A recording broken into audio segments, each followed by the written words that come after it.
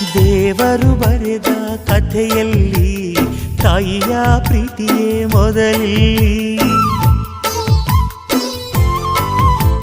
ಹೆತ್ತವಳು ಬರೆದ ಕಥೆಯಲ್ಲಿ ಕಂದನ ಪ್ರೀತಿಯೇ ಮೊದಲಿಲ್ಲಿ. ಹಾರಾರಿರಾರೋ ಹಾಡು ಪ್ರೀತಿಗೆ ಮೊದಲ ಹಾಡು. ಅಮ್ಮ ಅನ್ನೋ ಮಾತು ಪ್ರೀತಿಗೆ ಮೊದಲ ತುತ್ತು.